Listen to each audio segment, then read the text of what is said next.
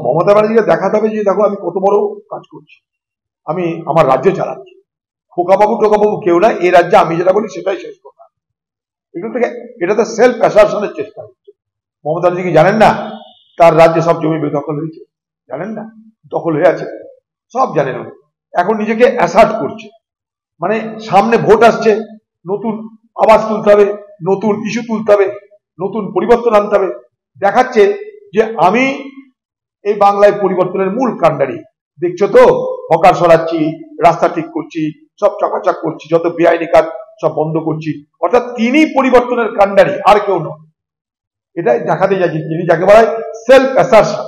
তিনি নিজেকে প্রতিষ্ঠিত করতে চাইছেন যে আমি এখানটাই সব ভাবি, আমি সব করি, দেখো আমি সব চেষ্টা করছি।